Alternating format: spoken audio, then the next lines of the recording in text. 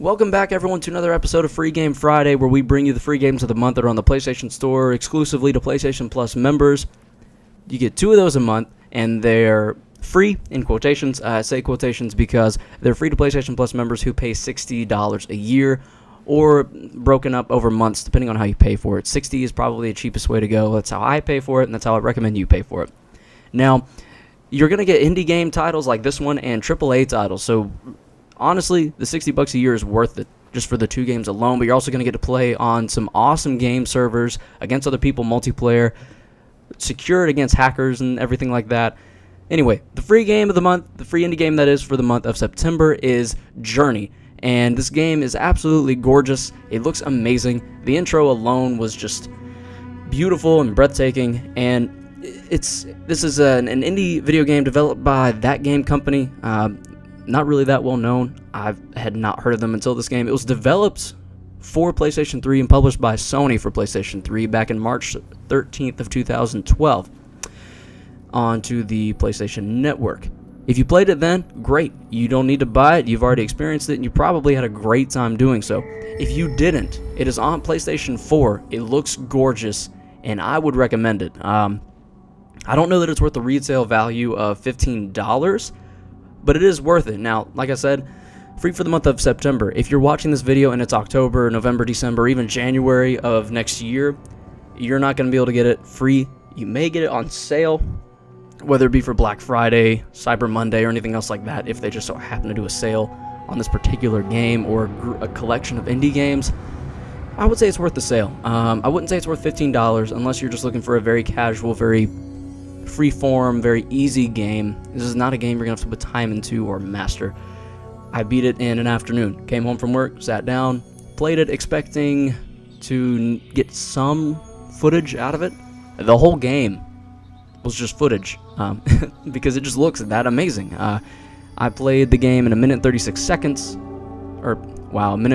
An hour and 36 minutes, not 1:36. That'd be unnecessarily short for $15. No, I played the game in 1 hour and 36 minutes, so it'll probably take about 2 hours for just the standard playthrough. I had already played it once. That was my second playthrough.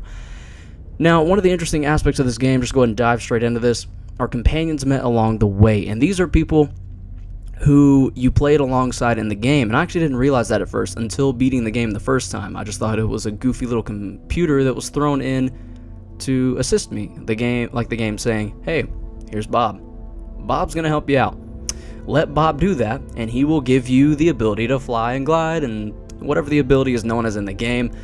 I thought it was just a goofy little computer, like I said. But no, these are actually other people. So if this is your PSN, comment down below.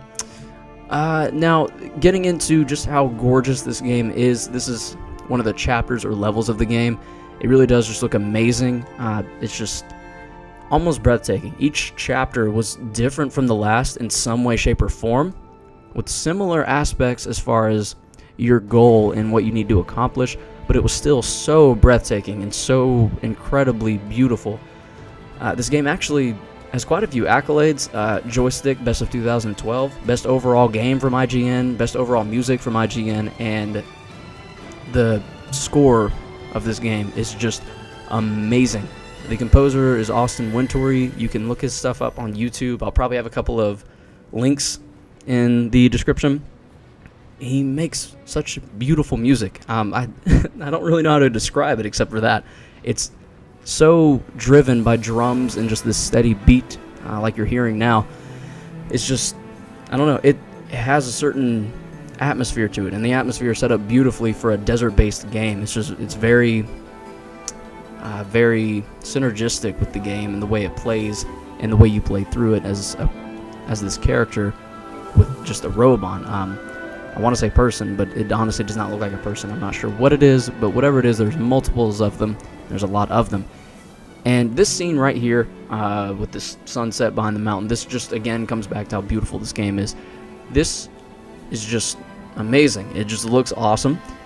The game really just brings it all together in such a fantastic way. The desert's normally such a boring and negative place, but here you slide through down dunes of sand, you fly on magic carpets. It's just incredible. It really is. There's actually a good bit of aspects to it beyond just the look.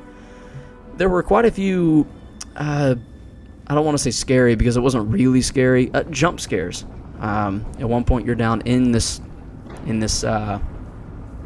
cave, I guess, or sort of ritualistic looking room where there's these huge robotic statues. Some of them are just sitting there almost looking like displays. Others will actually fly around and look for you, and if they detect your life force or another life force similar to yours, like flying magic carpets and things like that, I know this sounds weird, but it's within the game. If they detect that, like this little lone one right here up in front of me, they will spring up and kill it, which happens right there. If you've not played the game before, you can't understand how loud that was. With headset on, it will scare the absolute crap out of you. It did me anyway.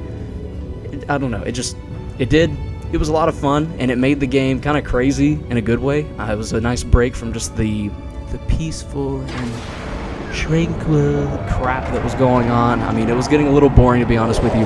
And when I got to this point in the game, it kind of renewed. I think this was about 45 minutes to an hour in. It renewed me. It renewed my love for the game.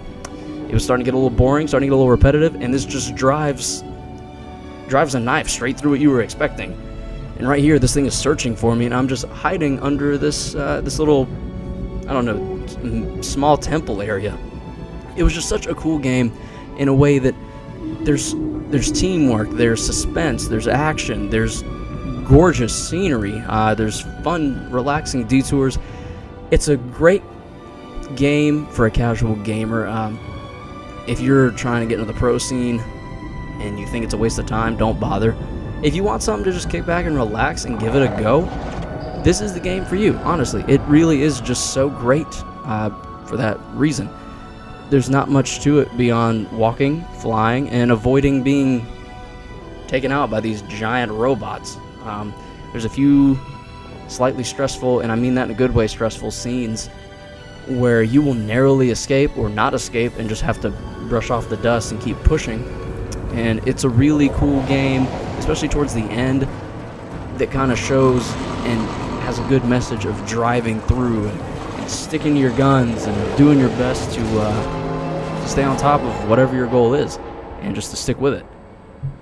Again, like I said, I would say that this game is definitely worth downloading for free. I would do it. Just play it an afternoon after work.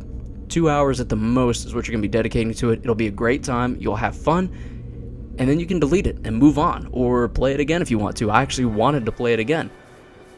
Not only for this video, but just for the enjoyment of playing it again. And right here, what you're seeing is me alongside another player. Again, I did not know this was another player at first. Up in the sky, up there is another of those giant flying things.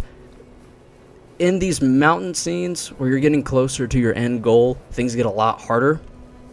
That's not saying much based on the previous events of the game, but it does get a good bit more challenging. There's a little more timing to it, and you kind of have to stick next to each other. Otherwise, the ice kind of slows you down, and you keep each other, I guess, warm, kind of rejuvenated. You can see right there our bandanas or scarves, whatever you want to call them, coming off of the back of our bodies are lighting back up as we're close to each other because we provide each other support. We are a support system, and right here we actually get caught. I escape, and the other guy doesn't. Sorry, wherever you are. Thought you were going to get away as well. And I actually ended up leaving them behind, which I didn't want to do. I honestly wanted to keep up with them, and I do for a little while, but I ended up not having to, but accidentally leaving them behind. I kind of felt bad, and it was a really interesting feeling because, again, there's no vocalization between characters. I could not hear him or her, and he or she could not hear me. So we had no way of connecting, no way of saying, hey, wait for me, I'm so sorry, I can't, I have to keep going, or this ice storm is going to kill me. It was just a really cool experience. And right there was just what you just saw was a quick look at climbing the mountain, and this is when you reach the end. I won't show the very end, but it really was a great game, guys. I recommend checking it out if you haven't yet. If you enjoyed the video, feel free to like and subscribe, and as always, stay frosty and stay humble.